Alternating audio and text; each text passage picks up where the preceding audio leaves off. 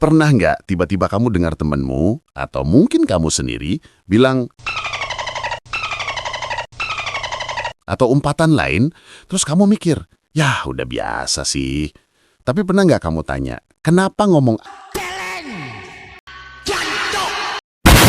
itu sekarang terasa biasa banget? Kenapa kita jadi gampang banget ngomong kasar? Sampai kadang lupa kita sedang ngomong ke manusia, yang setiap manusia pasti memiliki perasaan. Nah, di video ini kita bakal bongkar bareng-bareng. Bukan buat ngehakimin siapapun, tapi buat kita ngeriset dulu cara kita berbicara. Siap? Putar dulu intronya ya. Hidup Londe! Kenali dunia dalam satu cerita.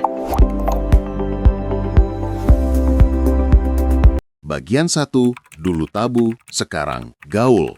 Bayangin, 20 tahun lalu kata kasar itu dijaga banget.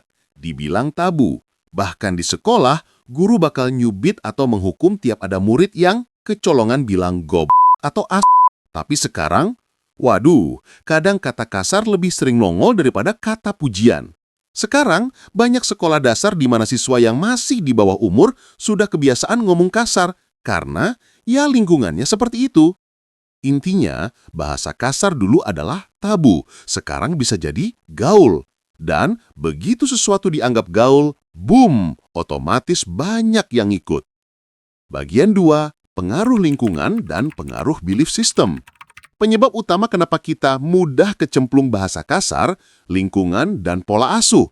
Kalau di rumah, di lingkungan sekitar, atau di pergaulan sehari-hari banyak yang terbiasa berkata kasar, ya kita juga akan terbawa untuk ikut berbicara kasar. Studi menunjukkan anak yang tumbuh di lingkungan seperti itu cenderung meniru bahkan tanpa ngerti arti dari kata-kata itu. Lebih lagi, generasi sekarang, terutama Gen Z, sering disebut mudah sekali berkata kasar. Kenapa? Karena akses internetnya luas banget sehingga mereka menyerap gaya bicara dari mancanegara, film, meme, konten YouTube tanpa saring berdasarkan norma lokal. Kalau belief system dalam keluarga atau budaya agak longgar, ya kata kasar terasa wajar. Jadilah bahasa kasar bukan lagi sekedar umpatan, tapi semacam kode gaul, identitas, bahkan alat untuk fit in. Bagian 3, media sosial toksik tapi asik. Sekarang, bayangkan, kamu buka HP, feedmu penuh video, komentar, meme, chat group. Banyak jadi konten itu penuh umpatan, makian, ejekan, tapi dibungkus dengan gaya humor, sarkas, atau kesan apa adanya. Tapi hati-hati, ini bukan cuma lelucon doang. Paparan berulang terhadap bahasa kasar bisa membiasakan otak kita untuk normalin komunikasi yang toksik. Sama halnya kita melatih otak agar lebih responsif ke stres, amarah, atau agresi, bukan ke empati, kasih sayang, atau kontrol diri. Dengan kata lain, makin sering kita dengar, lihat, atau ikut ngomong kasar, makin ringan kita ngomong kata kasar tanpa mikir panjang. Padahal, sekali tindakan itu dianggap keren, efeknya bisa luas dari cara kita ngomong, cara kita berinteraksi, sampai cara kita berpikir. Bagian 4. Dari pelampiasan emosi ke pelabelan diri. Kadang, kita ngomong kasar karena marah, lelah, kesal, atau stres. Ada juga yang sengaja, biar dianggap pede, dianggap cepat atau real. Tapi di balik itu semua, ada masalah besar. Kata kasar bisa jadi cerminan dari kesulitan mengelola emosi, stres, atau frustrasi. Tapi jangan salah, tidak semua yang ngomong kasar bermaksud sakitin. Ada juga fenomena unik, sebagian dari gaya ngomong kasar atau terkesan kasar sebenarnya dipakai sebagai bentuk keakraban atau kedekatan di antara teman sebaya, semacam lelucon internal. Tapi tetap, apakah kasar sama dengan dekat atau kasar sama dengan nyaman? Itu bagian yang layak kita pertanyakan kembali. Bagian 5. Jalan keluar. Mulai dari diri sendiri. Kalau kita tanya beberapa Gen Z sekarang, banyak yang bilang, ya itu cuma gaya ngomong, biar real, biar nggak jaim. Bahkan ada yang bilang, itu tanda kita jujur, bukan sok-sopan. Tapi, realitas bilang lain. Bahasa itu cerminan emosi, karakter, dan nilai kita. Kalau kita terbiasa ngomong kasar, What does it say about our empathy? Tentang respect, tentang kematangan emosi. Belum lagi, kita memasuki dunia di mana respect, empati, dan komunikasi sehat makin dibutuhkan. Apalagi saat berinteraksi lintas budaya, lintas latar belakang. Kata kasar bisa jadi bom waktu.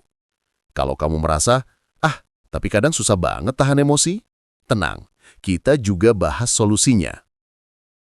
Kita bisa berubah.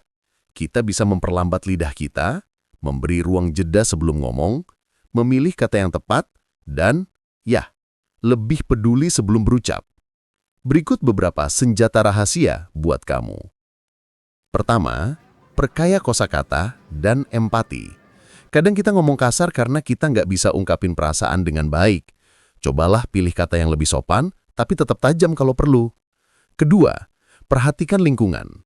Kalau teman atau lingkunganmu terbiasa kasar, coba kurangi interaksi toksik itu. Cari lingkungan yang sehat, yang mendukung komunikasi positif. Ketiga, sadari dampaknya buat diri sendiri dan orang lain. Ingat loh, kata-kata itu punya efek. Kadang mereka lebih tajam dari pedang. Dan, kalau kamu punya teman atau adik, beraniin diri untuk jadi contoh. Karena seringkali, perubahan kecil dari satu orang bisa merembet ke banyak orang. Kenapa kita harus peduli? Mungkin sekarang kamu berpikir, ngomong kasar itu nggak apa-apa, wong cuma candaan ke teman dekat. Tapi coba ingat lagi, bahasa itu jendela pikiran, cerminan karakter, dan kadang penentu masa depan relasimu. Kalau kita terus memperlakukan kata kasar sebagai guyonan, tren, atau identitas gaul, kita sama saja membiasakan toksik dalam hidup kita. Padahal, hidup itu bisa lebih asik kalau komunikasi dibangun dengan hormat, dengan empati, dan dengan hati. Dan hey, kita manusia, kita bisa belajar, bisa berubah, bisa memperbaiki diri. Kalau kamu merasa video ini kena banget dan kamu pengen ikut bikin perubahan kecil itu atau bahkan besar, ayo, mulai dari sekarang, share video ini. Kalau kamu suka video semacam ini, yang ngajak mikir, ngulik hal-hal penting soal kehidupan, sosial, dan pengetahuan, jangan lupa like, subscribe, dan klik link Saweria di deskripsi video supaya admin lebih semangat dalam membuat konten di channel ini. Sampai jumpa di video selanjutnya.